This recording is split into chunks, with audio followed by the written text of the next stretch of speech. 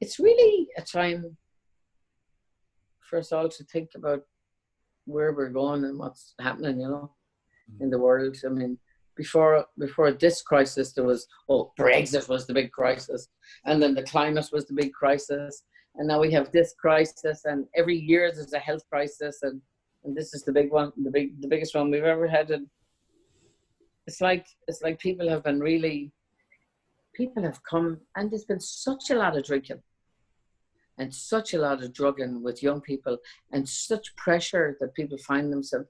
It's like it's just exploded, and it's taken this virus to like just stop everybody in their tracks. Absolutely. And all my kids work in offices and juggle childcare and going to school and getting up at 6 a.m. and getting the school lunches, and they've all really chilled out. They're all really, really happy. They're all really they're finding the homeschooling a bit much. But the kid, my 3 daughters are actually really kind of not glad that it happened, but it's just given them such time that they would never have had as a family. Yeah. And so there's some good things that's happening right now, but I do think about people who are living in alcoholic, or people who are living with addiction, and kids and husbands and wives and men and women and whatever, up and down the country, up and all over the world, because it's not just here, and wondering how people are managing, and yeah. No, it's tough times, as you say. It's just that mixture of stuff, isn't it, Mary? It's like there is extremely tough times for a lot of people, and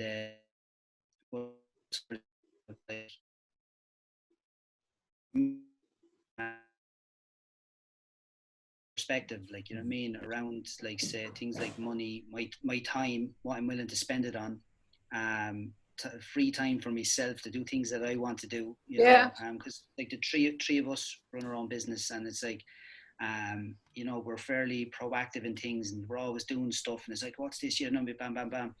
And it's like, it's just been that time just to stop, and like I've seen people dropping off their kids, like, or here in my estate or whatever like that, neighbours, like, kids crying at 7 o'clock in the morning, being put into a car to be brought down to a stranger to leave them there for the day while they go off to work. And a lot of people, it's going to change a lot of people's perspective. I think so anyway. And I've been saying it here for a long time. I didn't get it at the start.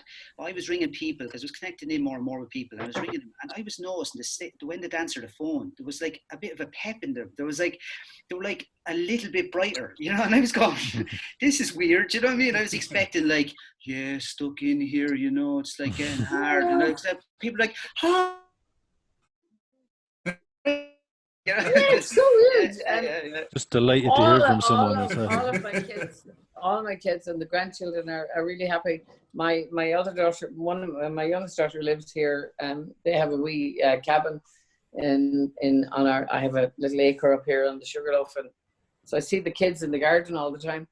But everyone's lives have changed, and my other daughter, like, she was like, I think they were like at such a level of like that, like going down and trying to get the kids on the Lewis and then putting them into school and then getting the Lewis back into town, and then she'd work through her lunch hour so that she would go home an hour earlier to pick them up from the minder. And people, it's like crazy. It's like this whole thing is now on pause. And my son-in-laws, both of them, are working from home and doing more work than they ever did in 4 hours, instead of traveling for an hour in the morning and the evening, and and having coffee breaks and fag breaks and all that. So they're all actually being more productive in a shorter.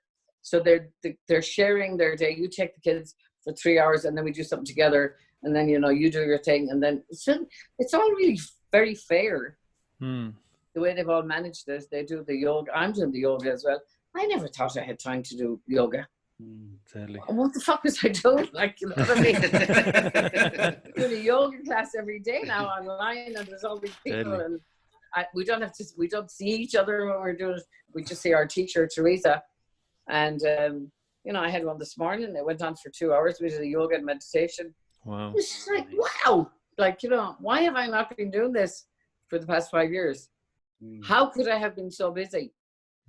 Yeah. Not to be able to do this at least 3 times a week, you know? And I'm doing it 5 days a week, you know? So, yeah, but you know, I do, I am going to miss my gigs. But at the same time, you know, I really, really, really thought I was going to go insane when the gigs were cancelled, and I didn't. So all the gigs were moved into September. And on Wednesday evening, the promoter said, okay, well, September is not going to happen now either. And I had, the Woman Undone show was going up to the Arctic Arts Festival, and I had gigs up in Iceland, and I had Glastonbury and everything, and they're all gone. Oh, no. Killer. No. And I really thought that I would absolutely die, but I didn't. And I didn't drink, and I didn't, you know, it's just so far away from me now. I'm just so happy to be where I am. But, and then the offer said, well, actually, we're going to try and move all the acts into next year that we couldn't do this year. And so, you know, it's going to work out, and it's awful.